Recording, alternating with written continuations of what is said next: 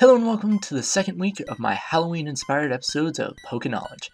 This week, I'll be covering some of the creepy or disturbing theories, so let us begin. First, we have the theory involving Kanto's #1 crime lord, Giovanni. If you remember in Heart Gold and Soul Silver, there was an event Celebi that allowed you to go back in time and overhear a conversation between Giovanni and Silver, and then after that, Celebi would time travel again to the present, where you pop into a cave in Tojo Falls, where only a radio in Giovanni stands, as Giovanni is excited that his subordinates were working to rebuild Team Rocket. He returns around and finds you and either Ethan or Lyra, depending on which gender you picked at the beginning of the game. Giovanni challenges you to a battle, with his team being made up of Nidoking, Honchkrow, Nidoqueen, and Kangaskhan. After you beat him, he tells you how you remind him of a kid that beat him 3 years ago, Red. And he leaves quickly after doing so. Now this is where it starts to turn dark. As he leaves, you hear no sound, and then after a moment, the sound of water, and not the normal sound of when someone leaves a room. It is thought that Giovanni jumps off the mountain and commits suicide. There's really no other facts or evidence that says that he does commit suicide, so it's hard to tell. Now for some counter theories. Some say he jumps off the mountain and survives the fall. Now, while that is highly unlikely, it is possible, so I won't write it off as a no. Then others say that he had a Pokemon that used Waterfall to get down the mountain. There's two problems to that theory. One, that none of his Pokemon can even learn Waterfall, and two, that if he did do that, why didn't we hear the exiting sound play and not just silence in the water? Personally, I'm torn on this theory.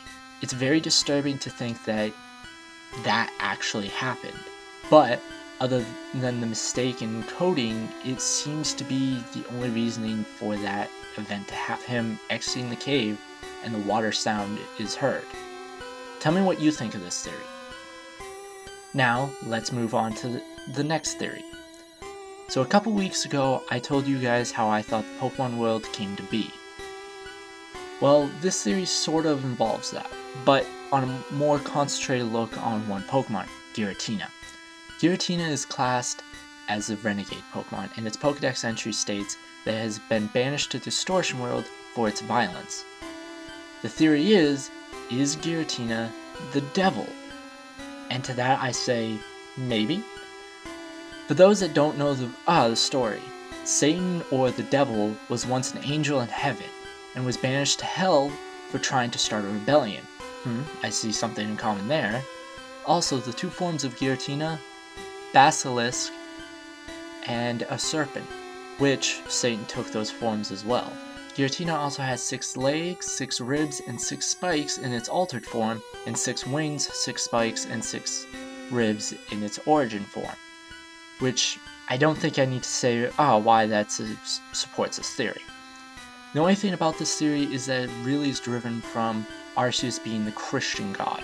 And since Pokemon at the time was getting most of its inspiration from Western culture and not Eastern, it makes it hard to believe that Arceus was based off of Christianity, since there's Western religions that fits Arceus better. In my opinion, is that I find this amusing since the theory was created from something that in itself is opinion-based, a religion, and the idea of a theory is that it's someone's opinion of why something happened or it is just what it is.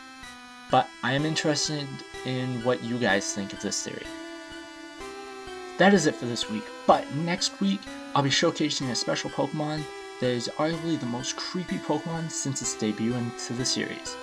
Can you guys guess what Pokemon? Who knows?